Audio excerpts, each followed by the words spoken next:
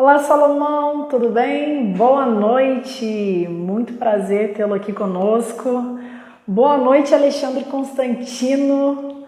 Excelente noite aí, com certeza em Portugal deve ser bem tarde, então a gente sempre tem que agradecer a audiência dessas pessoas queridas que ficam acordadas para ver live do Brasil.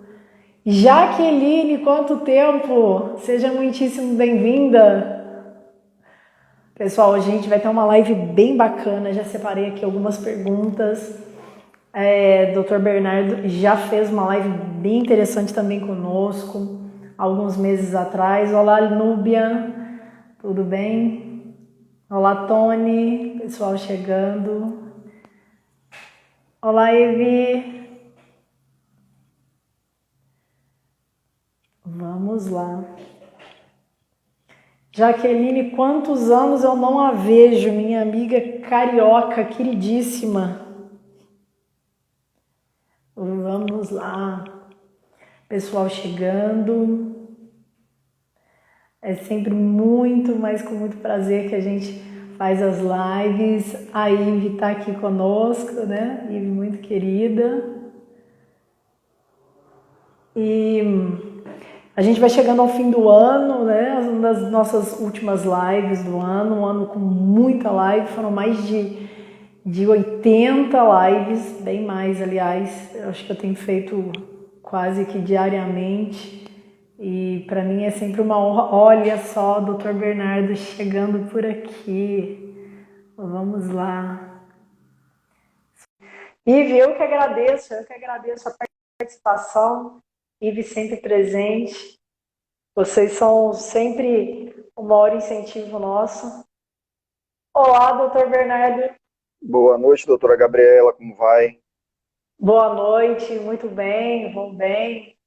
Pessoal, para quem não conhece, difícil não conhecer, Dr. Bernardo Guimarães, ele é procurador do trabalho do Ministério Público. Ele é autor de um livro fantástico chamado Nadando contra a Corrente. Ele é autor de vários artigos muito interessantes, mas hoje a gente vai estar focado em alguns temas bem importantes deste livro maravilhoso.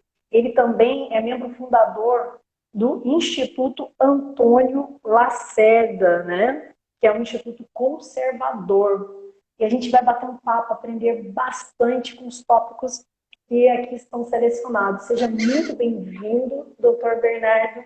Estamos aqui para aprender um pouco mais. Aliás, um pouco, não, né? Bastante. Sempre aprendemos e saímos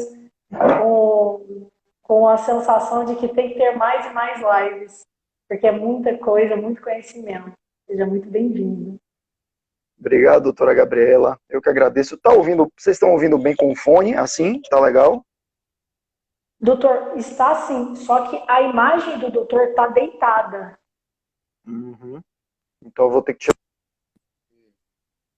Senão não Agora consigo. ficou certinho. Tá legal? O som tá Agora bom? tá sim, eu consigo ouvir. O pessoal tá ouvindo? Olha lá, Alexandre Pronto. falou ouvindo bem, bacana. Salomão Então tá legal. também. Pronto. Então, agradecer primeiro o convite, doutora Gabriela. Mais uma vez, uma oportunidade de esclarecermos alguns temas aqui para os seus seguidores, para alguns dos meus também. E é isso. Estamos à disposição aí. Ótimo, que bom. Vamos lá, doutor. A gente separou aqui alguns pontos. Desarmamento civil e a redução da violência. E Bom, aí? esse é um tema, né, que está no livro, no Nadando contra a Corrente, né? Depois eu vou vou mostrar aqui para os ouvintes aí a capa do livro para as pessoas acompanharem e tal. É um tema que é muito caro a nós, né, que somos conservadores e tal, porque temos que diariamente tratar dessa desinformação que é feita, principalmente com a grande imprensa, né? A gente, infelizmente, é uma luta muito árdua, porque todos os setores de comunicação praticamente repetem diariamente questões e dados que são totalmente falseados, totalmente Alguns dados até são verdadeiros, mas eles não trazem outros dados que são igualmente relevantes para esclarecer a população, para levar a informação realmente segura para a população decidir. Que quem deve decidir é o povo. E sempre lembrando, é importante sempre deixar isso bem registrado, que o povo já decidiu, através de plebiscito, que não queria, era desejo da população brasileira não se desarmar. Né? Isso precisa ficar bem claro, porque às vezes isso passa despercebido, as pessoas tendem a esquecer, os veículos de comunicação tentam esconder, e os próprios legisladores muitas vezes fazem isso de letra morta, como se não houvesse o desejo popular das pessoas no Brasil em se proteger andando armadas, né? Então, a primeira coisa que eu gostaria de registrar, eu listei alguns tópicos que eu acho interessantes, assim, tirados do meu próprio livro, né, porque foram objeto de grande pesquisa. Então, por exemplo, uma tese muito defendida pelo o lado desarmamentista é a questão da perda da arma para o bandido. Né? Eles sustentam a tese que não valeria a pena você andar armado, porque você, eventualmente, sendo rendido, você vai, infelizmente, entregar sua arma ao bandido. Isso de alguma forma engrossaria o armamento da bandidagem, né, dos criminosos e tal. Bom, essa é uma falácia muito repetida, e o porquê isso é uma falácia? Porque não faz o menor sentido você tratar desse tema quando ele estatisticamente ele é irrelevante. O número de armas que sai da mão do cidadão, do civil, e vai para a mão de bandidos é um número muito inexpressivo. Né? Ou a grande maioria, a maioria absoluta das armas, inclusive armas que não são de porte para o civil, né? São armas de uso restrito das Forças Armadas, da Polícia Federal, das forças em geral. Essas armas que vão para os bandidos são objeto de contrabando ou de caminho. A gente sabe disso aí, né? E infelizmente ficam trazendo eventualmente esse tema como se ele de alguma forma fosse representativo, não é. Né? As armas legais que estão na mão dos bandidos correspondem a menos de 1% do armamento, muito menos que isso. Então não faz sentido falar sobre um índice tão baixo. Até outra tese que normalmente é trazida também é a tese dos crimes passionais. Ah, não, o sujeito, uma vez armado, ele vai dispor de uma ferramenta e que ele, num acesso de ciúmes ou algo do tipo, pode, então, tirar a vítima, tirar a vida da sua esposa, da sua companheira, e vice-versa, né? A esposa em relação ao marido, o namorado, seja lá o que for. Sobre isso, é importante dizer que a maioria absoluta, perto de 80%, 90% dos casos aí de crimes passionais, são todos cometidos com armas brancas. Né? É uma inverdade tentar emplacar a tese de que armas facilitariam o uso em casos de crimes passionais. Né? Os crimes passionais, eles têm uma característica muito peculiar. É aquele crime em que o sujeito ele é tomado por uma... Nós que já estudamos, já tivemos a oportunidade de estudar o direito penal, nós estudamos isso longamente nas aulas de direito penal, criminologia, etc. É um crime de acesso de raiva, de ódio, e normalmente a pessoa quer ver sangue. Isso aqui é interessante também, né? E às vezes a faca acaba sendo um instrumento normalmente mais escolhido para esse tipo de crime. Né? Então, essa é mais uma falácia que não convence. Né? Você achar que porque uma arma estaria em posse do cidadão em sua residência, ele faria uso contra um ente familiar, seja lá o que for. É um outro argumento muito frágil. Tem a tese também, agora que foi defendida recentemente aí, até parecia até uma cena de comédia, daquele senador Randolph, né, Rodrigues. Isso. Ele tentou ser engraçado, mas ele não tem a menor graça. Tentou fazer uma cena no Congresso, né, dizendo que derrubou lá o decreto e tal, aquela coisa toda. Mas a tese do Bang Bang é uma tese estapafúrdia, né? Para não dizer outra coisa. É uma tese que não tem a menor subsistência. Ninguém, não se ouve falar isso em nenhuma parte do mundo, que as pessoas, por conta de andarem armadas para se proteger, por conta disso vão sair por aí ao menor sinal atirando uns nos outros, né? Não tem consistência essa tese, porque ela não encontra respaldo em nenhum estudo sobre armamento, né? Não existe nada sério produzido nesse sentido que dê a entender que as pessoas estando armadas estariam dispostas a sair por aí trocando tiros, né? Bang bang é isso, né? Vou sair ali, eu vou ali na rua, vou ali trocar uns tiros, né?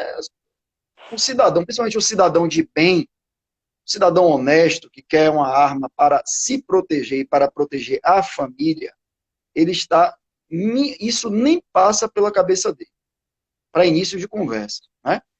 E é lógico que para a gente permitir que haja uma flexibilidade maior no uso do armamento, para as pessoas se protegerem, é lógico que leis severas também devem existir. Isso é um fato. Eu vou dar um exemplo aqui, que às vezes as pessoas não têm conhecimento, mas nos Estados Unidos tem estados onde o uso do armamento, a posse e o porte são legais. O cidadão, se ele, veja bem, se ele apenas exibir ostensivamente o porte, né, se ele exibir a arma em público, por exemplo, ele tem lá a arma coldre aqui na cintura, e ele exibiu a arma, basta isso para esse cidadão responder criminalmente. E quando eu falo responder criminalmente, não é como no Brasil que vai lá, assina um termozinho, né, na delegacia e está liberado, não. O cara vai ser processado e pode ir para a cadeia. Então, toda liberdade tem o seu equivalente em responsabilidade. Todos nós sabemos disso, né? Toda responsabilidade, ela tem seu equivalente na maior responsabilidade. Então, a partir do momento que nós iremos ter mais acesso às armas, devem existir, sim, leis mais enérgicas para punir caso haja excesso, né? Então, nos Estados Unidos, o cara pode andar armado? Pode. Ele pode salvar terceiro, né? Uma legítima defesa? Pode. E aí sim ele vai estar devidamente amparado. Mas ele não vai andar em briga de trânsito, como se fala muito, não, porque numa briga de trânsito vai sacar e vai atirar. Se fizer isso, é cadeia, mesmo que não acerte, mesmo que não mate, mesmo que não cause lesão. Então, a gente precisa entender isso também, né? Que a maior a maior liberdade tem seu equivalente em maior responsabilidade. Nesse caso, responsabilidade criminal. Doutora, diga. Não, eu já ia passar, falei perfeito, concordo. Eu já ia passar para o próximo tópico, mas algo mais para falar do desarmamento, que eu vou anotando as perguntas. Olha, pessoal, eu vou Tá. anotar as perguntas para o doutor Bernardo responder ao final, para a gente depois fazer dessa forma. Não é assim, doutor Bernardo? Isso. Vou tentar Boa. rapidamente agora finalizar esse nosso tópico. Uhum. Queria dizer o seguinte, em relação a armas de fogo, o que se registra, temos diversos estudos comprovando isso, estudos nos Estados Unidos, no próprio Uruguai tem estudos sobre isso, é que o cidadão, uma vez armado, o cidadão e a sociedade civil armada, não é que ela vai impedir que todos os crimes aconteçam, isso é ilusão e ninguém defende isso. O que acontece, doutora, e isso aí nós temos os estudos comprovando, é que há uma migração dos crimes contra a pessoa para os crimes contra o patrimônio. Então, aquele cidadão que iria ali tomar o seu veículo de assalto, com arma em punho, ele passa a pensar duas vezes, ou três, ou quatro, ou cinco, desiste desse crime porque ele não sabe se vai ser surpreendido, porque ele não sabe se a senhora vai estar armada, ou se um terceiro que vai estar passando naquele momento estará armado, e ele passa a cometer crimes diretamente contra o patrimônio. Então, ao invés do roubo, ele vai vai buscar um furto, por exemplo, né? Vai ser um assalto, desses ladrões de veículos que a gente sabe também que existem, não tomar um carro de assalto na rua com arma em punho. Então, são coisas assim que acontecem, que são importantes para a gente ressaltar e que são objetos de pesquisas sérias. Outra coisa importantíssima para finalizar, muita gente fala sobre os casos que existiram nos Estados Unidos de massacres, chacinas, aquelas coisas principalmente nos campos universitários, né? Primeiro, eu gostaria de dizer o seguinte, isso, não existir armas, não vai evitar isso. Basta a gente ver o que acontece na Europa. Quando tem um terrorista lá querendo causar um crime desse, ele usa um caminhão, ele usa artefatos explosivos, ele usa uma série de coisas que muitas vezes podem causar até mais problemas, né? Mas não só. É importante dizer também para as pessoas o seguinte, todos os exemplos, todos os casos que temos desse tipo de crime ocorrido nos Estados Unidos, eles se deram nos chamados free gun zones, que são as áreas de livres de armas, né? Em tradução literal, livres de armas. Você, nos campos universitários, você não permite que haja armamento, muitas vezes nem mesmo para o pessoal da vigilância. Isso é muito grave, porque o sujeito que está imbuído naquele propósito de causar uma chacina como essa, ele sabe de antemão que vai encontrar um ambiente propício para ele deflagrar quantos tiros quiser, usando o armamento que quiser. Então, uma nota importante e que se repete é essa de sempre esses tipos de crime acontecer nas free gun zones. Perfeito, bom, perfeito. Vamos passar para o próximo tópico aqui, também muito importante, que é encarceramento em massa. O Brasil prende demais mesmo? Pois é, essa é uma outra máxima aí, né?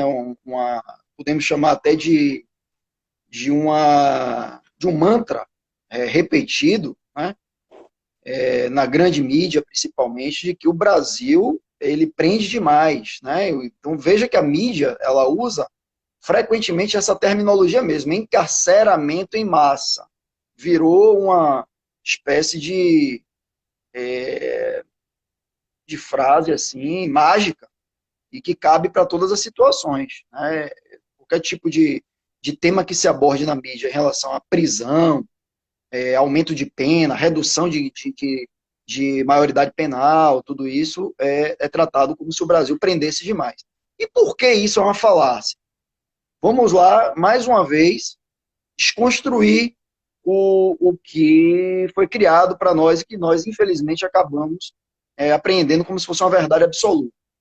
Primeiro, existem, nesse caso aqui, eu listei 3 tipos de manipulação feitas tanto pelos progressistas, que são aquelas pessoas que são muitas vezes ligadas ao garantismo penal e também ao hoje, que é pior ainda, ao abolicionismo, né? As pessoas que acham que prender não é a solução e não querem prender ninguém, por pior que seja o crime, né? Esses são os abolicionistas.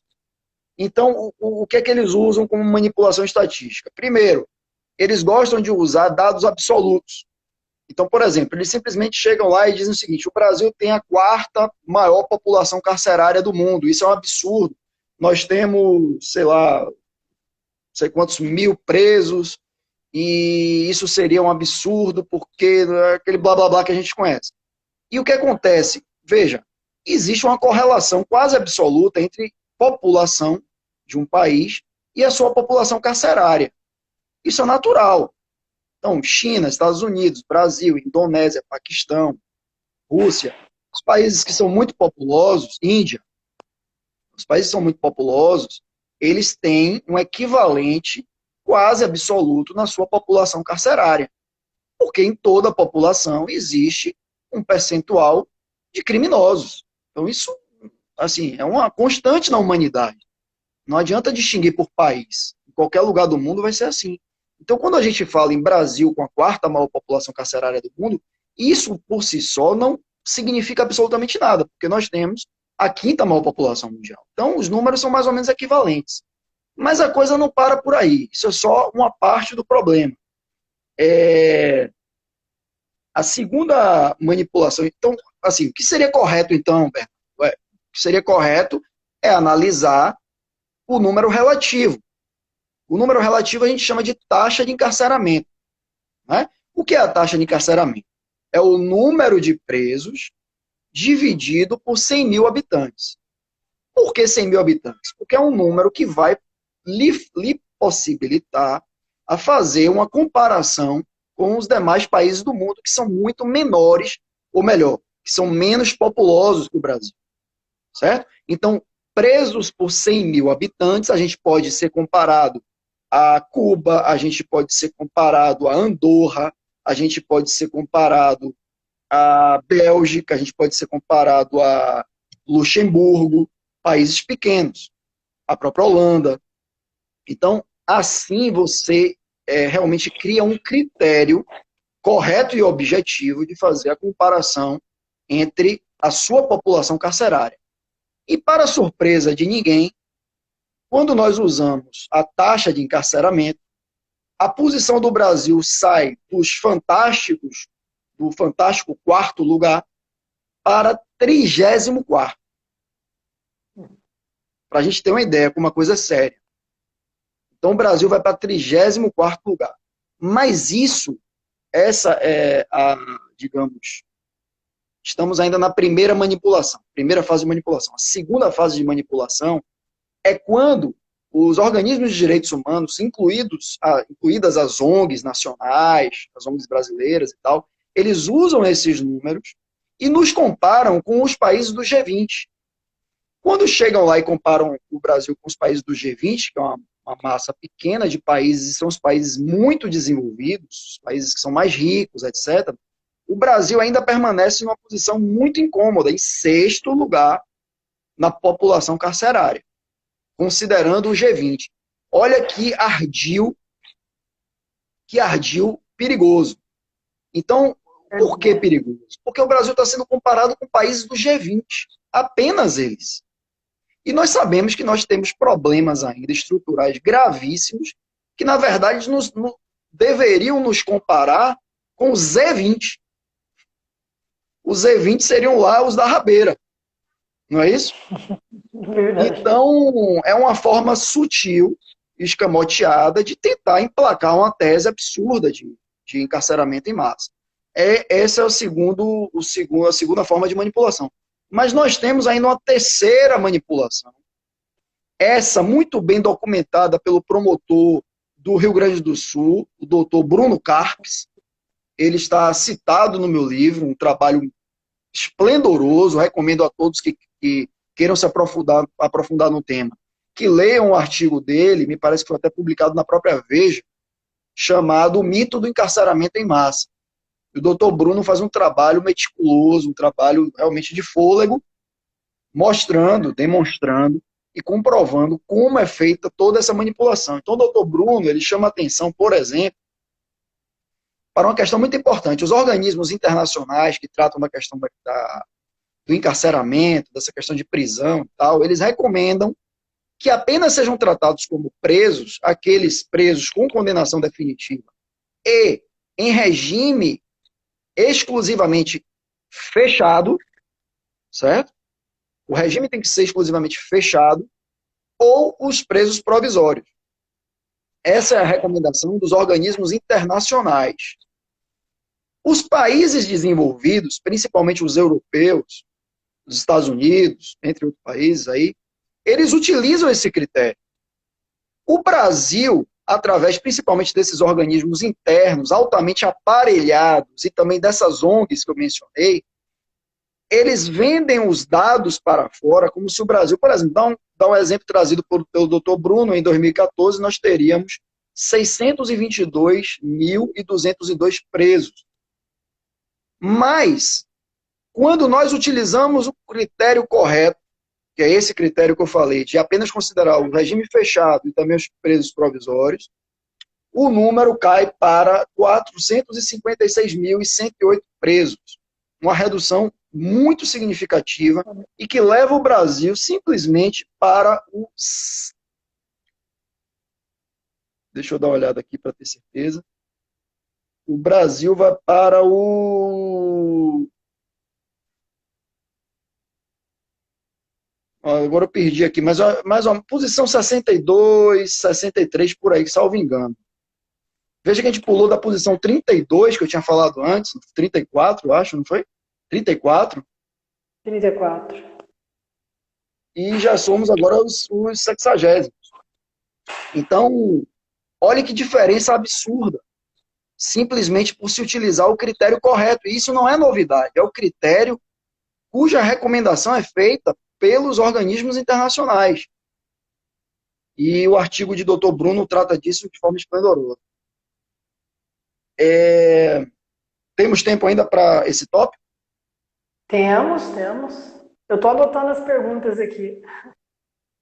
Outro ponto importante sobre essa questão do encarceramento é que a população carcerária, dando o exemplo do que aconteceu nos Estados Unidos, a população carcerária ela aumentou significativamente a partir da década de 90, quando eles resolveram fazer um programa, de fato, de endurecimento, recrudescimento das penas e, e aumento, lógico, do número de condenações com prisão.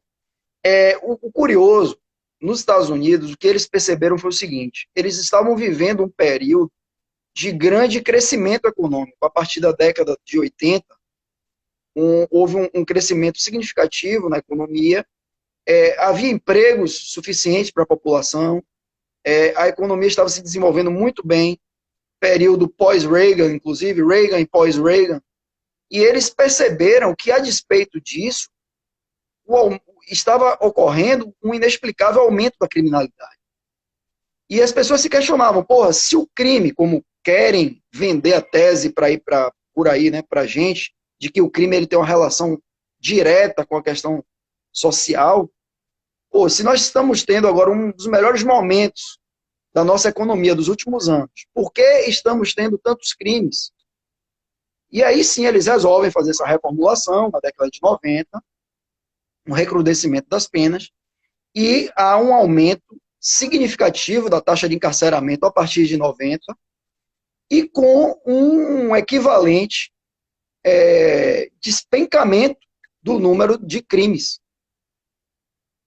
O gráfico, eu tenho no livro, está à disposição, ele mostra exatamente, quando ele atinge o topo aqui, há uma diminuição significativa também no número de cometimentos de crimes nos Estados Unidos. O que prova exatamente o contrário do que querem vender para a gente, de que encarceramento não resolve. Resolve sim. O problema é que o Brasil prende pouco e prende mal. É preciso que se diga isso também. O Brasil prende pessoas que sequer deveriam estar na prisão. E deixa de prender criminosos perigosos e que deveriam passar muito mais tempo na prisão. É essa a conclusão que nós chegamos. Além disso, nós temos aí outros exemplos, claro, de que o desencarceramento ele gera criminalidade. Quando nós observamos, por exemplo, os indultos, esses indultos absurdos que, vez por outra, aí temos que nos confrontar, né, com indultos de Natal, indultos de Páscoa, indultos de Dia dos Pais, até para criminosos que já assassinaram os próprios pais, indultos de Dia das Mães para criminosos que assassinaram as próprias mães. Nós temos toda sorte de absurdo aqui no Brasil. E quando ocorrem esses indultos, o número de crimes aumenta bastante, significativamente, e o número e a questão da reincidência desses criminosos também é altíssimo. Quer dizer, as pessoas que estão encarceradas, que deveriam ter mais cuidado para não, né, cometer um novo crime, para não ter a pena agravada, uma série de questões, não. Eles cometem crime sim de novo. Eles reincidem, é comum haver essa reincidência. É isso. Realmente. Nosso próximo tópico: existem diferenças salariais entre homens e mulheres? Ou isso é um mito? Outra. A gente não poderia ter escolhido um nome melhor para a live do que essa do mito, né? Dos mitos. Os mitos são essas coisas que são criadas. A gente não sabe muito bem de onde surgem, mas na verdade, nós que estudamos um pouco mais sobre guerra cultural, nós sabemos que esses temas são muito bem gestados, né? São muito bem cuidadosamente arquitetados, né? Nada disso é à toa. Existe sim uma ação deliberada por trás disso tudo para criar esse tipo de de falácia e que de fato se torna verdade, porque uma vez repetida, N vezes, ela se torna, Uhum. até acho que na nossa última live, acho que eu tratei desse tema, que os neurocientistas, psicólogos comportamentais, eles falam sobre isso, né, que uma verdade Sim, repetida muitas vezes se torna uma mentira repetida se torna verdade, porque é nosso cérebro verdade. confunde familiaridade com verdade. E aquilo se torna familiar. E uma vez que se torna familiar, nós tomamos como verdade. E ninguém questiona mais nada, ninguém estuda mais nada, porque é uma verdade. E se você pensa, pô, se a imprensa está dizendo isso aí é porque é verdade, eu vou discutir o que mais? Faltam a mim os conhecimentos necessários, muitas vezes as pessoas, nem todas as pessoas têm disponíveis os instrumentos, né, o ferramental para descobrir as coisas, ir a fundo. As pessoas também não estão afim, outras pessoas não têm tempo, outras pessoas trabalham demais, mas estamos aqui para isso, para tentar resolver esse problema também, porque muitos não têm, infelizmente, essa condição, né? Então, É com verdade. relação a esse tema de diferenças salariais, primeiro, a primeira resposta que nós devemos dar é o seguinte: existe diferença salarial entre homens e mulheres? Existe. Agora, ela existe sem motivo algum ou há uma relação de causalidade, né? Ou há uma explicação para essa diferença salarial? Esse é o ponto, né? Que existe, existe. A gente não pode tapar o sol com a peneira. Mas, mais uma vez, a gente vai ter que falar daquela mesma coisa que a gente falou para a taxa de para a questão da população carcerária. Uma coisa é o número absoluto, outra coisa é o número relativo. E no número relativo, você estabelece uma comparação. O que os engenheiros sociais progressistas propõem em relação a essa questão de diferenças salariais? Eles propõem que homens ganham mais que mulheres por causa do machismo. E quando esse machismo ele não consegue de forma alguma ser explicado no mundo real, no mundo fático, no mundo onde as coisas acontecem, esse machismo precisa tomar sobre ele é criado um novo contorno, o contorno de machismo estrutural. O machismo estrutural é aquilo que você não consegue explicar com razões, com a lógica, e você cria esse monstro, essa fantasia que é o machismo estrutural para explicar uma situação cotidiana. Então, vamos fazer a demonstração aqui por que isso é mentira. Primeiro, eu disse que existe a diferença salarial, fato. Por que isso existe? Aí vamos falar de manipulação estatística de novo. Primeiro é o seguinte, toda vez que tratamos sobre números absolutos, se você só analisa o número absoluto, já é uma manipulação estatística. Importante deixar isso bem assentado. Se você não fala sobre nenhum tipo de comparação, se você não traz nenhuma baliza e nenhum outro elemento comparativo, tudo isso que você tem em termos de números só pode servir para uma manipulação, que é o que de fato é feito. Primeiro, as pessoas que não são da área jurídica precisam saber o seguinte: existe um dispositivo na CLT que trata sobre a equiparação salarial. A equiparação salarial é uma previsão da CLT que permite que todo aquele empregado que não tenha nenhuma justificativa para ganhar menos que outro pleiteie na justiça a sua equiparação salarial, que é o salário igual. Tem alguns requisitos para isso. Primeiro, que as funções sejam exatamente as mesmas, certo? Que os horários de trabalho sejam os mesmos. Que, principalmente, que não haja entre essas duas pessoas uma diferença maior de tempo de empresa que 2 anos, certo? Então, uma pessoa que tenha mais de 2 anos na empresa que outra, justifica-se, segundo a nossa lei, a diferença salarial. Isso não me parece novidade para ninguém. Muitas pessoas conhecem isso da vida cotidiana, né, que você tem direito a pleitear um salário igual se você executa uma atividade com a mesma demanda, digamos assim, de mão de obra, de qualificação, etc. Outra questão interessante no Brasil é em relação aos servidores públicos. cerca de 20%, um pouco mais, da nossa população, toda está no serviço público. Por que isso é relevante? Porque só aí você já vai eliminar um percentual acima de 20% da população economicamente ativa, que simplesmente não há, de forma alguma, como existir diferença salarial. E por que isso? Porque a remuneração de todo servidor público é fixada por lei. Então, se eu sou procurador do trabalho, a minha colega procuradora do trabalho ganha exatamente igual a mim. Porque o nosso cargo de procurador do trabalho tem nossa função, nossa remuneração fixada por lei. Certo? Então, servidor público é uma grande parcela da população que você já pode retirar também.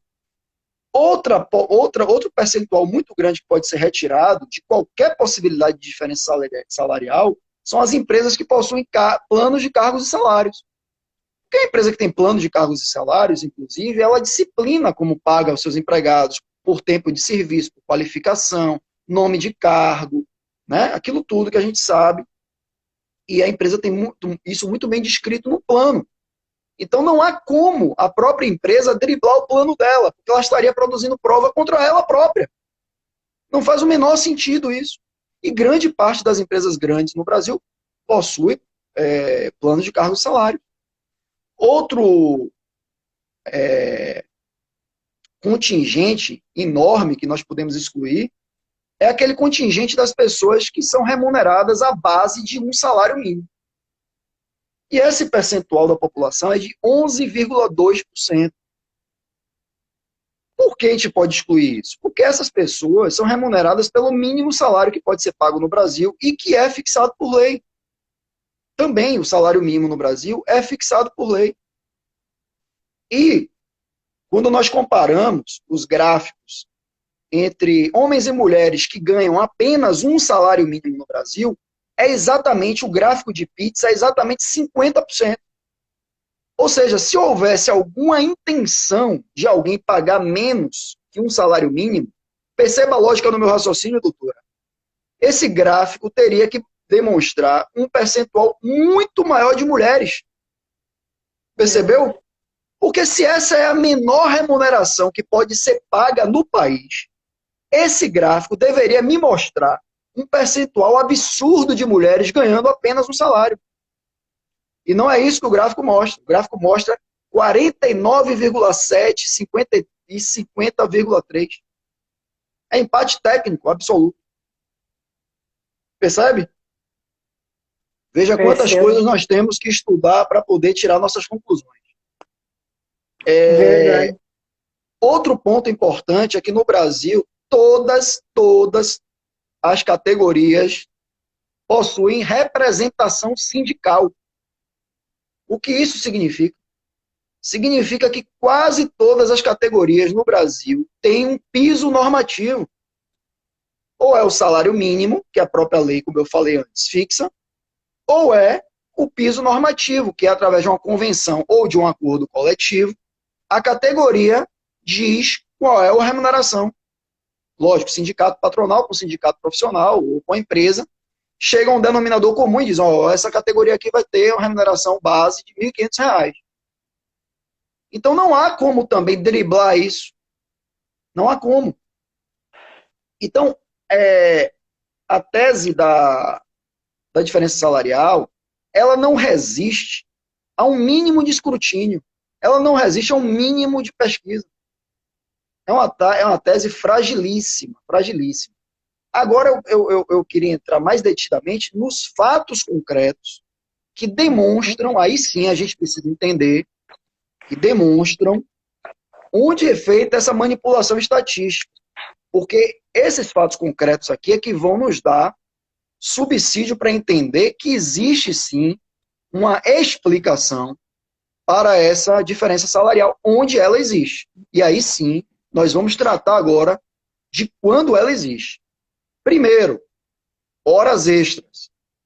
Horas extras é uma modalidade de remuneração adicional ao empregado. Não é a remuneração básica, é o que ele vai ganhar a mais.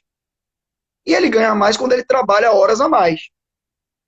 Os homens no Brasil trabalham 4,2 horas em média, a mais que as mulheres. É lógico que eu aqui não quero ser hipócrita e dizer que durante esse tempo que os homens estão trabalhando a mais, as mulheres estão em casa curtindo.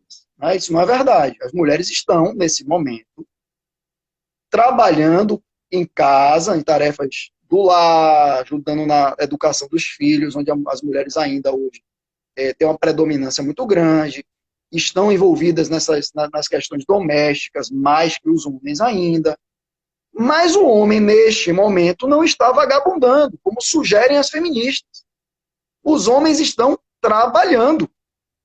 E a remuneração, a maior, é justificada por 4,2 horas, 2 horas a mais por semana. Isso rende, lá no final de um ano, a um número próximo daqueles mágicos 30% a mais de remuneração. Tanto falam por aí. Certo? Mas tem coisa pior, ou tem coisa mais interessante para a gente abordar. Nas atividades domésticas, de emprego doméstico, onde há uma predominância quase absoluta de mulheres, né? Por exemplo, empregadas domésticas, babás, há uma predominância de mais de 90% de mulheres. Os homens estão mais naquela área de jardinagem, de caseiro, né? É um pouco diferente. Mas são trabalhos domésticos, são considerados trabalhos domésticos. Pois bem, nessa atividade, acho que o motorista da residência também é uma atividade doméstica, né? O motorista que atende apenas a residência, né? Que não é profissional, ele também é um trabalhador doméstico. Nessas atividades, por incrível que pareça, os homens trabalham 6,8 horas a mais. Isso repercute muito na remuneração final. Isso é importante pontuar também. Fora essa questão das horas extras, nós temos ainda o trabalho noturno, também que é predominantemente exercido ainda pelos homens. Trabalho de turnos ininterruptos de revezamento, o adicional noturno, que gera 20% a mais na remuneração. Temos ainda, importantíssimo, o trabalho perigoso e insalubre. Predominância quase absoluta dos homens. Quase absoluta. Essas atividades que envolvem perigo e insalubridade é quase 100% feita pelos homens. Trabalhos em minas subterrâneas, eletrificação, trabalhos em altura, garis, transportes de modo geral, de pessoas e transportes de cargas. Tudo que envolve risco e insalubridade, há uma predominância dos homens exercendo essas atividades. O que gera, doutora, um percentual de remuneração a mais de 20% a 40% no final da remuneração de cada sexo. Então, como querer que isso não interfira na remuneração? Como querer que o homem não ganhe mais que a mulher? Seria absurdo querer o contrário, me parece. Agora, para finalizar, que eu sei que já estamos aí quase em cima, né? Para finalizar, temos dois pontos. Temos um ponto aqui importante ainda. Apesar disso tudo que eu falei, né? A despeito disso tudo, ainda temos uma outra questão muito importante. A escolha das profissões. A escolha das profissões é determinante para a remuneração. E nós temos no Brasil, não só no Brasil, como no mundo todo, é bom que se diga, né? Mesmo nos chamados paraísos da igualdade, que são os países nórdicos, esse fenômeno também existe. As mulheres procuram muito mais as profissões da área das humanidades. Psicologia, direito, sociologia. E os homens procuram muito mais as engenharias. Isso gera uma diferença salarial assombrosa, muito grande, significativa. E aí eu vou além. Dentro das próprias profissões em que os dois escolhem, homens e mulheres, os homens optam por especialidades que remuneram mais que as mulheres. Vou dar um exemplo aqui. Dentro da medicina, homens procuram mais cardiologia, nefrologia e neurologia. 3 das que mais remuneram bem, melhor. Mulheres tendem a procurar mais pediatria. É lógico que isso comporta algumas nuances, mas eu estou falando de números só para nós entendermos o porquê dentro de uma própria ciência, dentro de uma única profissão, que é a medicina, os sexos determinam as suas remunerações de acordo com as suas preferências. É isso que eu gosto de pontuar muito, principalmente quando o assunto é feminismo, porque o feminismo pretende retirar da mulher a sua capacidade de livre-arbítrio, de escolha. E esses dados que eu trago aqui são dados que demonstram que as mulheres são senhoras das suas decisões. É lógico que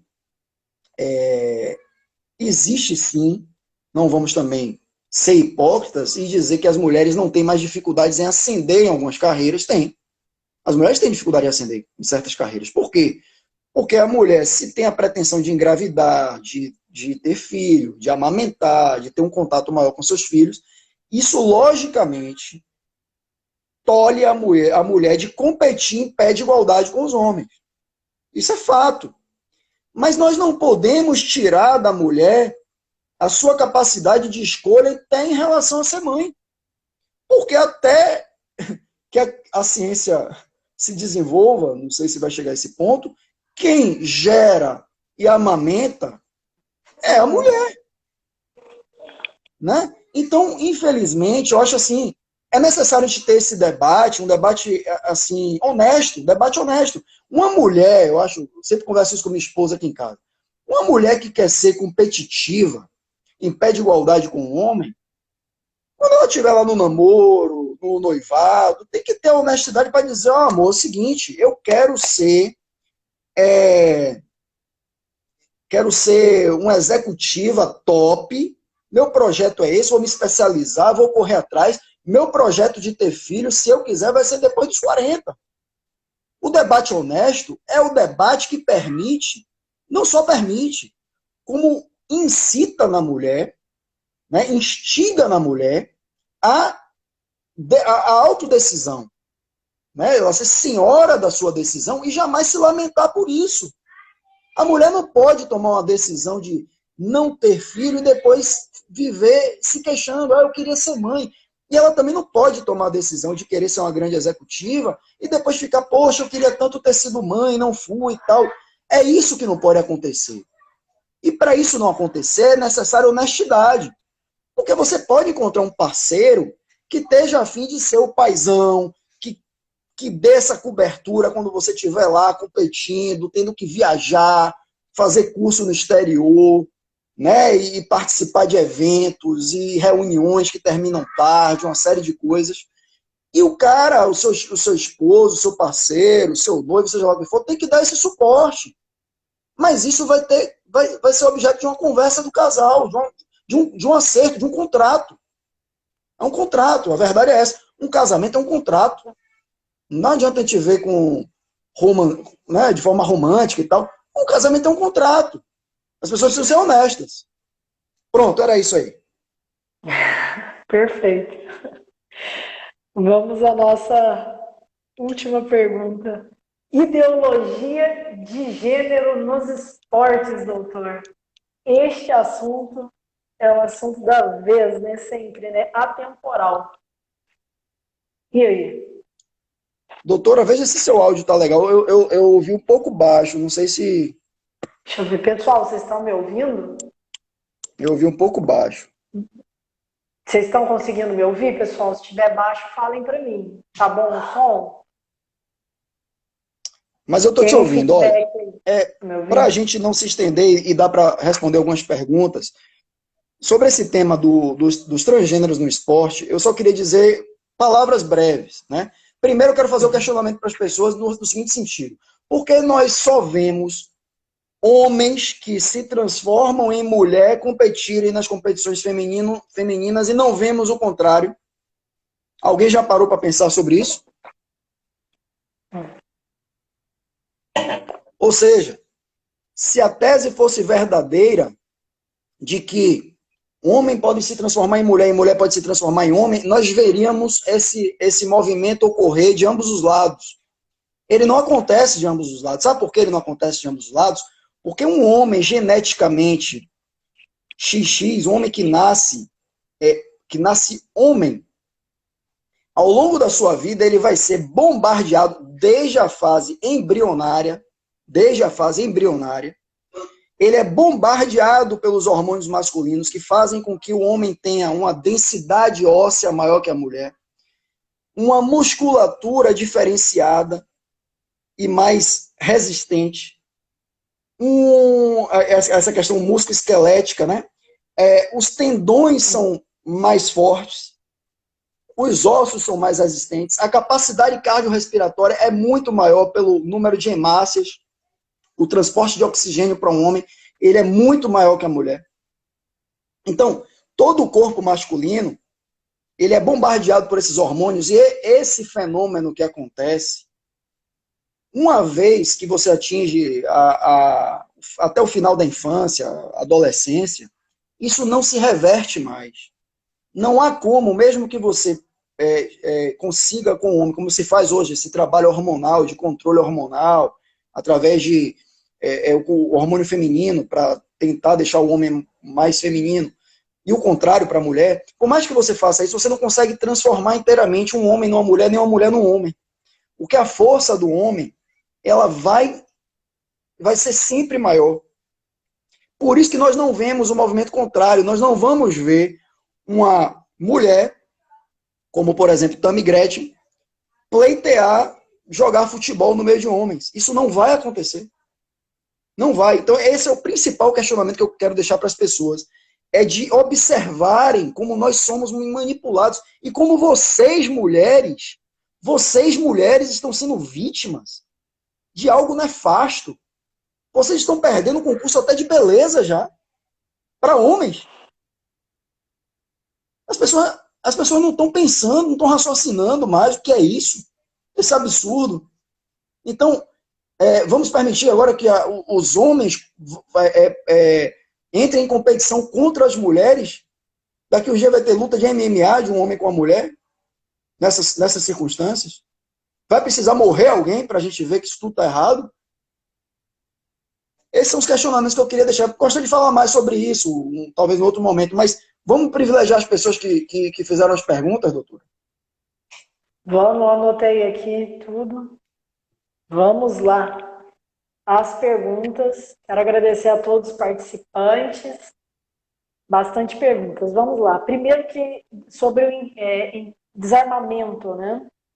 Houve uma pergunta: qual seria os mecanismos a serem adotados para evitar que a venda de armas se dê para uma pessoa tendenciosamente violenta ou instável emocionalmente? Pergunta de Alexandre Constantino. Obrigada. Isso aí já existe, né? Isso já é feito. Existem uns cursos, né, feitos para. Não é assim, a pessoa quer comprar uma arma, vai lá e compra, não é assim. O processo é dificultoso, é burocrático, né? Até para você ter um porte, você precisa primeiro demonstrar necessidade, você também precisa passar por exames psicotécnicos, né? É feito um exame, uma análise da sua vida pregressa, né? Para mostrar tendências de violência, né? Uma série de questões, para então você estar habilitado. Não é assim, existem critérios, os critérios são bastante rigorosos, inclusive, pela Polícia Federal. Perfeito. Mais uma pergunta. Pergunta do ECM Câmara, que é o marido de Gabriela Câmara. Obrigado por participar. Ele diz o seguinte: quando os burocratas vão entender que bandido nenhum se submete a laudos psicológicos, laudos técnicos, emissão de certidões negativas, comprovante de ocupação lícita e residência fixa para a compra de uma arma? Eu não ouvi direito. Ele fez um comentário: quando os burocratas vão entender que bandido nenhum se submete a laudos psicológicos, laudos técnicos, emissão de certidões negativas, comprovante de ocupação lícita e residência fixa para comprar arma? Ah, sim, Uma perfeito. observação. Perfeito. Essa era outra coisa que eu iria abordar, mas não teve tempo. Mas, assim, é exatamente isso. As pessoas se iludem achando que o bandido, ele se submete. Por exemplo, a lei do desarmamento, né? O Estatuto do Desarmamento que foi aprovado no Brasil contra o interesse da nação, que não queria desarmamento. Que alguém acha que bandido compra arma assim, legalmente numa loja ali na esquina, vai ali na Polícia Federal tirar o porte. As coisas não acontecem assim, meu amigo. Acorde. O bandido, ele não se submete a nenhuma regra social. E ele só é bandido porque ele não se submete às regras mínimas sociais, de constrangimento social. E por conta disso, ele precisa chegar ao ponto de cometer um crime, que é o constrangimento máximo. Quando a lei tipifica uma conduta chamando de criminosa, é porque o cara já violou todas as condutas sociais possíveis e imagináveis. Então, como é que o cara ou é muita ingenuidade, ou é muita maledicência mesmo. Porque como é que você imagina que o cara chega ao ponto de cometer um crime e vai antes passar por um rito de burocrático para adquirir uma arma, alguma coisa do tipo? Isso não existe, isso é fantasia. Isso é o que eles querem fazer a gente acreditar. Perfeito, isso mesmo. Depois nós temos a pergunta do Fábio Munhoz. Ele diz o seguinte: os especialistas dizem que a prisão não funciona. Aqui a gente está falando do desencarceramento, da parte de desencarcerar, quando nós falamos que a prisão funciona. E por que então as pessoas dizem que prisão não funciona? Acho que é isso que Munhoz queria dizer. Obrigado pela participação, Munhoz. Não, veja, isso é tema para 10 lives. Né? Vamos a ela, vamos Porque a esse ela. pessoal, porque eles querem desencarcerar bandidos? Porque os bandidos são uma das ferramentas da guerra cultural desenvolvida pela esquerda, certo? Os bandidos são um dos aliados dele. Não é à toa que todos essas organizações criminosas têm tentáculos dentro da política da esquerda, porque eles são aliados políticos. Eles são aliados políticos. Então veja que quem defende o abolicionismo é o pessoal da esquerda, sim. Né? Então, esse é um dos lados. O outro é aquele lado de querer parecer bonzinho, humanista, excessivamente altruísta. Né? Então, por que estamos prendendo essas pessoas que são apenas vítimas da sociedade? Né? Eles são apenas reféns desse sistema opressor, capitalista, medonho. Né? Então, é mais ou menos por aí. Veja que isso bate exatamente, casa direitinho com isso que eu estou falando, que é a questão da guerra cultural. Eles são ponta de lança dessa guerra cultural. Eles são um deles. São essa massa carcerária. Então você precisa vender a ideia de que eles são, na verdade, vítimas. E nós é que somos os criminosos.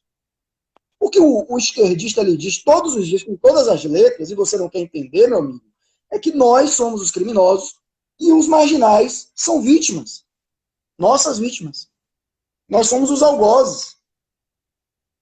Então Verdade. é isso aí que acontece. Lélia Guimarães diz o seguinte: sempre o cidadão pode ter arma. Com o projeto maligno do PT e do comunismo, confiscaram as armas dos cidadãos decentes. Isso para facilitar o sucesso da dependência do povo para com o Estado. Obrigado pela participação.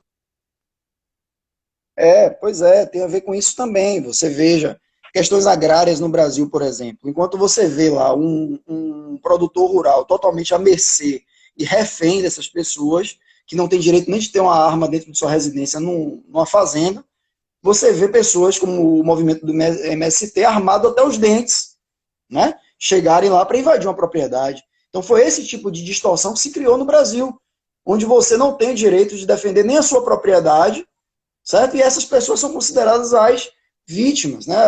As bondosas que querem tirar a terra do cidadão de bem, honesto, que está produzindo, que está fazendo alguma coisa. Exatamente. Pedro Coelho disse o seguinte, elogiou, obrigada, me elogiou aqui. A Dani Baiense diz o seguinte: há igualdade real no salário base? Obrigada, Dani, pela participação. Ela disse como, eu não entendi direito. Ela perguntou, doutor, há igualdade real no salário base entre homens e mulheres, no salário base? Olha, eu posso falar da minha experiência como procurador do trabalho há 15 anos. Jamais me chegou um caso de denúncia por salários diferentes entre homens e mulheres. Já chegou situação de diferença salarial por N outras razões. E, eventualmente, pode acontecer de ser um homem contra uma mulher. Mas a razão em si não era o sexo, eram outras razões. Eram outros motivos. E vejam bem, tem um detalhe muito importante. Se a tese de que mulheres recebem mais do que homens fosse de fato verdadeira, a admissão de mulheres nas empresas seria infinitamente maior do que os homens, porque para os empregadores seria muito mais vantajoso contratar mulheres. Todo empresário quer ter lucro, pessoal. Isso é a coisa mais óbvia que existe. Né? Se houvesse, de fato, uma ação deliberada, o que eu estou falando aqui é de ação deliberada. E veja bem, Dani é minha amiga. Viu, Dani? Pode acontecer, sim, de que exista discriminação no supermercado ali, acolá. Pode acontecer situações pontuais, podem acontecer, lógico que podem. Eu jamais estaria aqui negando isso. O que eu estou dizendo é que não existe uma discriminação estrutural, né, um machismo estrutural, que simplesmente cria embaraços e que se articula para poder lesar as mulheres. Isso não existe. Isso não existe. Isso, faticamente, não é demonstrável. Bacana. A questão do homem e mulher agora no esporte. Alexandre Constantino, ele diz que não há forma de alterar a condição física de homem para equiparar uma mulher, mesmo com todo o tratamento hormonal. O jogador Tiffany entrou na liga feminina com um diferencial enorme, sendo ele, barra ela, o melhor pontuador da liga. Perfeito, ele está antenado no assunto aí. É exatamente isso. A Tiffany é o caso clássico. Inclusive, Bernardinho, num determinado jogo de vôlei, ele faz um desabafo assim, faz assim, pô, também um homem, né? E ele foi extremamente chamado de homofóbico, transfóbico, esses fóbicos todos aí que a esquerda inventa, né? Para tirar o direito das pessoas de dizer o que pensam, né? Porque eu tenho direito, eu estou embasado em evidências científicas, biológicas. Eu não estou inventando motivos para discriminar A ou B. Eu tô me valendo de provas, né? Isso é ciência. Isso é ciência. Então, o Bernardinho, no desabafo, chamou também um homem. Pô, ele não tem razão? Também um homem. É lógico, um homem competindo com mulheres. É lógico que a Tiffany, ou o Tiffany, ele vai levar vantagem. Ele está competindo com mulheres. E como ele salientou, acho que Alexandre, né? Salientou muito bem aí, de fato, jamais seremos iguais, jamais. Jamais seremos. E o exemplo que eu dei da questão do contrário, de você jamais vai ver uma mulher competindo, tomando hormônio masculino, competindo com homens, essa é a maior prova de que isso é engodo. Isso é engodo para satisfazer a um dos lados, a uma das pontas. Para, mais uma vez, né, uma jogada de querer, de alguma forma, parecer humanista, bondoso, inclusivo, altruísta, essas coisas lindas, maravilhosas que essas pessoas progressistas pregam, mas que, no fundo, tendem apenas a querer subverter o mundo real. O mundo real não é isso, meu amigo. Não é.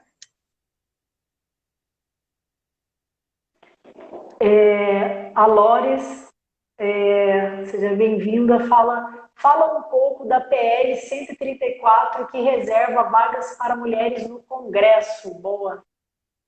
Esse aí é mais um dos absurdos. Porque, mais uma vez, volta aquele assunto. Obrigado a Lores pela participação também. Lores foi aluna minha lá em Feira de Santana, quando eu lecionei Direito Administrativo na FAM. é mais um dos absurdos, porque retira também da mulher essa capacidade de escolha, né? Porque, veja, o feminismo quer vender a tese de que as mulheres são minorias no Congresso, minoria no Congresso, porque existe o machismo estrutural impedindo que as mulheres entrem disputem os cargos eletivos. Aí já houve, antes desse PL que Lori citou, já há uma lei eleitoral determinando e dispondo sobre cotas para mulheres para concorrer. E os partidos são obrigados a destinar valores do fundo partidário para essas mulheres. Sabe o que aconteceu, doutora? A criação das lindas laranjas. As mulheres hoje são as maiores laranjas da política brasileira. Olha que coisa maravilhosa. É isso que a engenharia social faz. Ela distorce tanto a realidade que cria monstros. E cada vez os monstros são maiores e mais insolucionáveis. Porque retira da mulher a sua vontade. Veja, o homem tem mais interesse na mulher que a política. Isso pode mudar daqui a 10 anos? Pode. Pode mudar daqui a 20? Pode. Mas deve mudar naturalmente, deve ser um processo natural. As mulheres devem se interessar naturalmente, não por cotas, senão vamos gerar essas laranjas, desvios de dinheiro, como houve aí a rodo em diversos partidos, foram denunciados por isso, nas eleições gerais, nas últimas eleições gerais, justamente por causa dessas distorções. E aí tem coisa pior ainda, porque quando você disciplina, por exemplo, primeira coisa que nós devemos imaginar, se as mulheres não estão ocupando esses cargos, será que não está faltando uma comunicação maior das mulheres que pleiteiam cargos com as suas próprias eleitoras? Não é? E por que, quando é conveniente, as pessoas esquecem, por exemplo, que aquela Joyce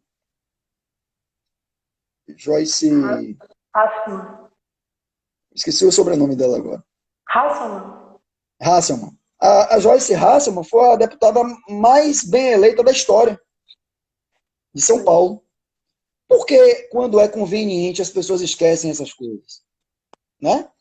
Ela foi muito bem eleita. Temos diversos outros casos aí de mulheres muito bem eleitas, sim, quando fazem uma comunicação boa com o eleitorado, quando existe essa sintonia e quando as mulheres acreditam. Por que, então, as mulheres não estão votando nas mulheres, doutor? Essa é a pergunta a ser feita. Essa é a primeira pergunta a ser feita. E eles não dão essa resposta. Eles simplesmente querem criar cotas para satisfazer esse sistema lacromaníaco, né, dessa lacração absurda, que o tempo todo é isso, só se faz isso, só se pensa nisso. Esse parlamento brasileiro hoje só se faz isso, só se pensa nisso. Né? As pessoas não são mais distinguidas por serem humanas, né? por terem mérito ou não terem mérito. As pessoas são hoje, as distinções são feitas em cima de cor da pele, de sexualidade, de opção sexual, trans, e tudo mais, né? Infelizmente é esse mundo que a gente está vivendo. Verdade. A Dani Baense falou o seguinte: só vi na ficção, no caso de uma mulher, de um homem se transformar em mulher, mulher se transformar em homem e concorrer, né?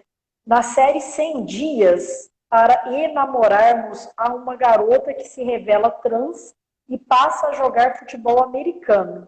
Aí depois ela continua nos comentários: se vierem a se submeter, são tão maquiavélicos que podem até enganar a todos os profissionais envolvidos no processo. Obrigada, Dani, pela participação. Isso é algo meio de ficção científica mesmo, né? Mas até o momento, e assim, eu já estudei um pouco desse assunto, e assim, por isso que eu acho muito inviável que haja alguma mudança nisso, porque as diferenças elas começam a ser gestadas já na fase embrionária, né? Eu recomendo a todos aqui que se interessam por esse tema, que assistam, procure no YouTube um documentário excepcional, chamado Paradoxo da Igualdade. Você joga lá, vai aparecer logo, Paradoxo da Igualdade. É sensacional, trata desse tema de uma forma muito técnica, científica, e é feito lá no país escandinavo, acho que, se não me engano, na Noruega ou na Dinamarca e tal. Vai fazer você pensar em muitas outras coisas que a gente não pensa. Mas é isso, se há essa influência desde da gestação de um feto, é muito difícil a gente imaginar que possa haver esse intercambiamento, né, de homens para mulheres e tal. Eu acho que vocês, mulheres, estão numa situação de desvantagem tremenda, tremenda. Eu acho que, e digo mais, o maior responsável por esse tipo de prejuízo para vocês é o movimento feminista, certo? Porque o movimento feminista, como ele precisou ser muito receptivo para toda sorte de absurdos, ele absorveu esse também. Como ele tem absorvido coisas bizarras, como a própria pedofilia. Né? Hoje a gente já vê algumas coisas do feminismo ligada à pedofilia. Temos partido, já temos partido na Holanda, por exemplo, que tem como pauta única a pedofilia. Se vocês ficarem assustados, podem pesquisar. E tem um livro que trata muito bem sobre isso, que é o Livro Negro da Nova Esquerda, de 2 autores argentinos, que eles falam exatamente sobre isso aí. Então, como o feminismo ele foi sendo muito permeável a esse tipo de inclusão, não, porque temos que incluir, tudo é inclusão, inclusão, inclusão, ele também se deixou levar por essa coisa dos transgêneros. Foi um movimento que de certa forma, se amalgamou ao feminismo. E isso causou um prejuízo para vocês, mulheres, hoje. Um prejuízo absurdo, porque vocês estão em franca desvantagem e com tendência de piora. Tendência de piora. Então é preciso que as mulheres acordem. É muito importante que as mulheres acordem. Amigo meu, Vitor Lapa aqui, que é brodaço aí de longas datas, fez uma pergunta aí, o Bahia está lacrando mais ou jogando mais? Ô, Vitor, o Bahia é mais um exemplo que demonstra e deixa claro para todos nós que quando você faz esse desvio de foco, né, o Bahia hoje se tornou uma ONG com propostas sociais, né? Lógico, não concordo com nenhuma delas, mas existem ONGs que fazem isso aí, questão de inclusão, pensando nisso e tal. O desvio de foco do Bahia está tão flagrante, tão absurdo, que isso tá, eu já previa isso há mais ou menos 2 anos, eu comecei a falar disso já. Eu já dizia que o Bahia, por conta desse desvio de foco, ele iria acabar prejudicando a sua essência, né? Porque todo clube de futebol, a essência é o futebol.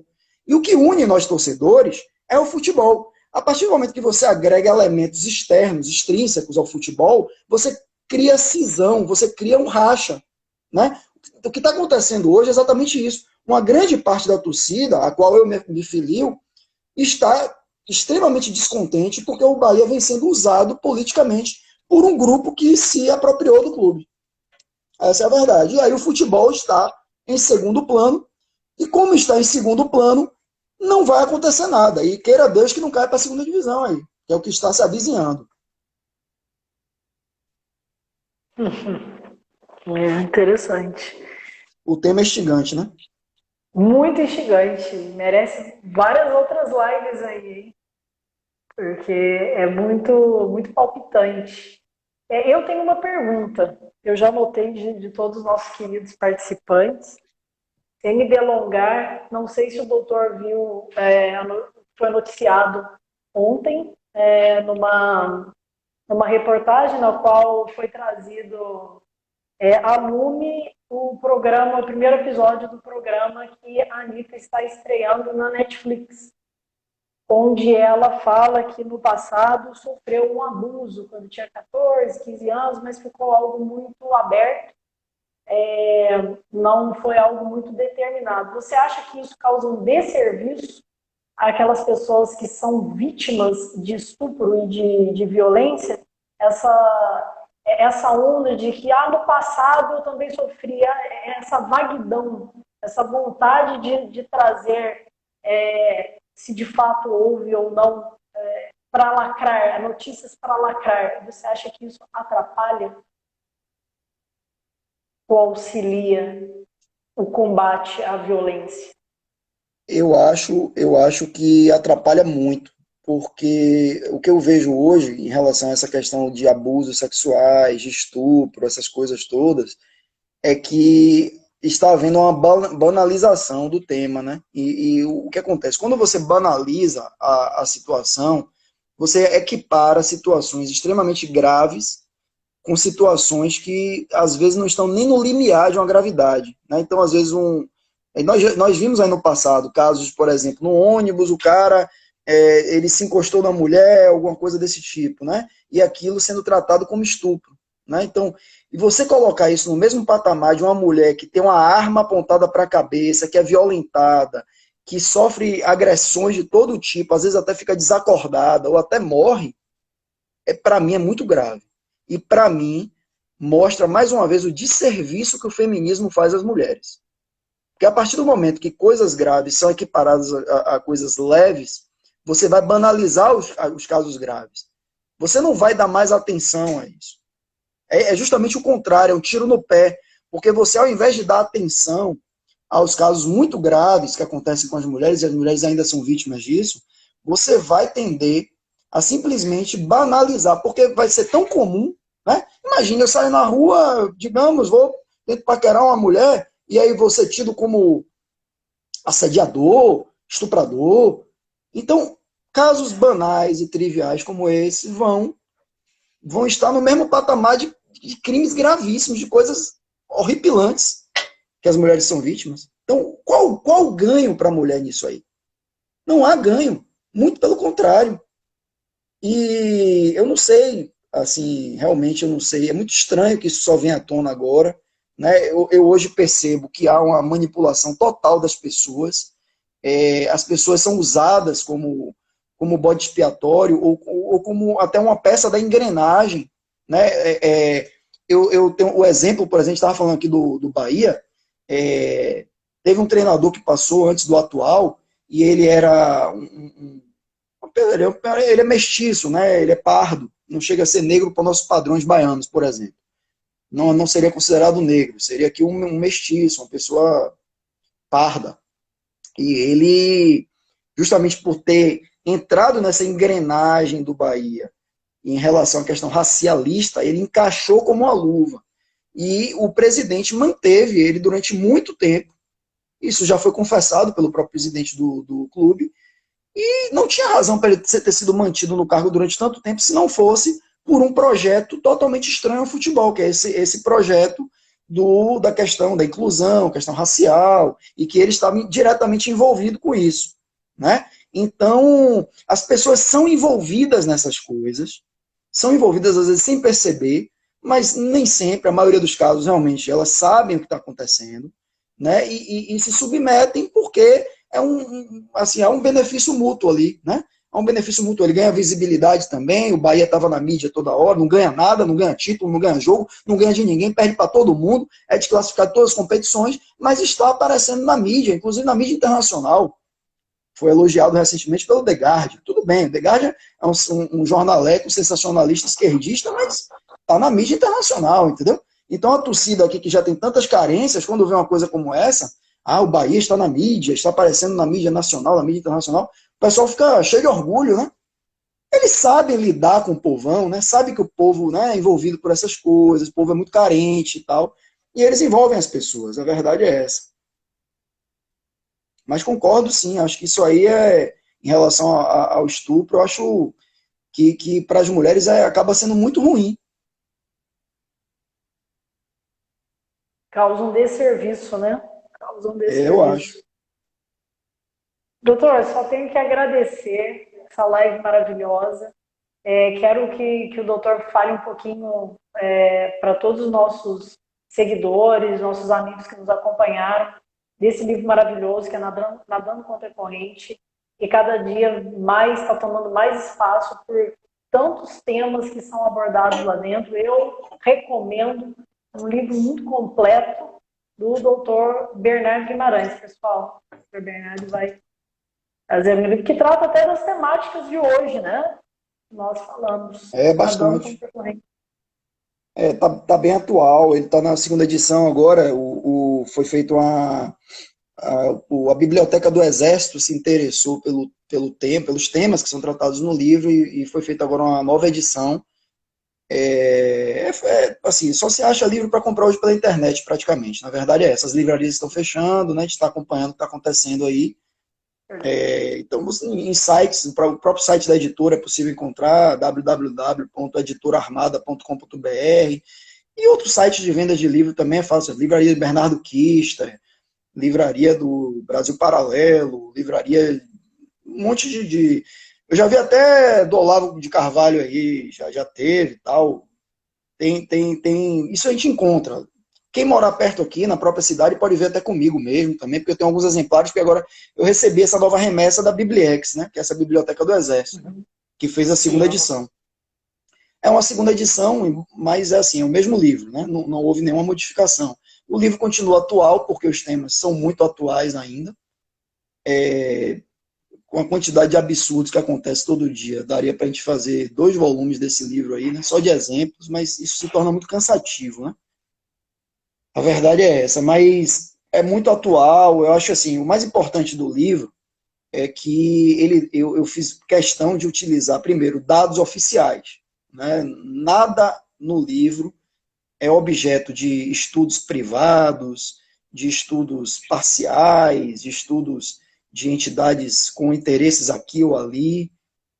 Uhum. Os dados utilizados são dados oficiais do Estado brasileiro, ou através do IBGE, ou através do DataSUS, né? Então, todo esse tipo de coisa eu observei, tive cuidado para poder trazer a informação mais limpa possível para as pessoas tirarem as suas conclusões. Né? Então, através da leitura desses dados, é que a gente consegue desconstruir uma série de mitos, como a gente está tratando hoje aqui, né? A gente desconstruiu alguns deles, uma série de mitos que são criados, muitas vezes são criados em cima desses dados também, mas são dados distorcidos, porque quando você mostra só uma faceta do dado, mas não mostra outra, você pode concluir de uma forma. Quando você conhece o dado em sua inteireza, é que você consegue, de fato, tirar suas conclusões e dizer, né, esse caso da mulher é o clássico, né, a mulher ganha, o homem ganha mais, ganha. Se você der essa informação para o leitor ou para o ouvinte, ele vai tirar a conclusão de que existe uma discriminação deliberada contra a mulher. Quando a gente trata desses outros temas que a gente viu aqui, você já começa a pensar que existe algo por trás que justifica aquilo, pelo menos justifica em parte, né? Então, é isso que é importante. Então, todos esses temas aí que eu abordei, tem a questão de mudanças climáticas também, que eu abordo bastante, encarceramento, como a gente viu, armamento, a questão de sem terra também, questões agrárias no Brasil. Então, tudo isso aí é tratado de forma muito bem analisada por dados estatísticos. Então, o compromisso que eu tenho com as pessoas é o compromisso da verdade. Né? Lógico que eu tenho minhas conclusões, eu tenho meu modo de ver o mundo, mas o livro retrata a realidade, né? E que você vai ter acesso a informações que você não vai ver na grande mídia. Isso eu lhe garanto. E o mais importante, embasado, muito bem embasado. Super Sim, recomendo. exatamente. Não, porque assim, Doutor, o achismo, eu sou uma pessoa assim, totalmente assim, eu odeio achismo, né? Opinião, para mim, a opinião tem que ter algum tipo de fundamento. Opinião não é só, eu acho. Você acha baseado em quê? Me dê pelo menos um fundamento, algo que você possa ter uma base, uma base sólida, uma coisa que você consiga assentar, algum entendimento. O que é que você tem? Não, eu acho porque... não, aí não. Aí não dá nem para começar a discutir. Então o livro tem isso aí. É o meu compromisso. Então, doutora, muito obrigado pelo convite aí. E sempre que tiver necessidade, estamos à disposição para debater esses temas aí que são tão instigantes, né? Tão interessantes. muito obrigada, foi uma honra para mim e certamente para todos os nossos seguidores. Só uma observação, o Pedro Coelho, doutor, ele mora em Portugal. Ele está perguntando como que ele adquire autografado o livro do doutor. Ele mora em Lisboa. Ele é até conhecido meu da terrinha lusitana. Autografado, aí é mais complicado. Eu tenho até um amigo de Salvador que está morando lá também, mas não sei quando ele vem aqui agora. mais complicado. Mas sim, olha, ele deve conhecer Braz Oscar. Braz Oscar mora em Portugal, é um grande conservador aí, muito atuante. Talvez através de Braz ele consiga, porque Braz eu lembro que tem esse meu livro, ele vende também. Que interessante. É, Ele está em Braz Oscar. Lisboa? Ele está em Lisboa, doutor Bernardo? Eu acho que ele está próximo a Lisboa. Bacana. Bom É. saber. Ótimo. Ótimo. Doutor, muito obrigada. Obrigada a todos os participantes. Foi, assim, fator de soma, de muita lucidez e muito didático. Muito obrigada mesmo. Tenha uma excelente noite, excelente descanso. Foi uma honra. Eu que agradeço aí, boa noite a todos, obrigado, doutora. Um abraço, tchau. Um abraço. Tchau, tchau. Pessoal, muito obrigada. Boa noite a todos vocês. Essa live vai ficar salva aqui e também vou disponibilizar depois para o Dr. Bernardo, para que ele também possa disponibilizar nas mídias dele, tá bom? Pessoal, uma abençoada noite. Bom descanso a todos.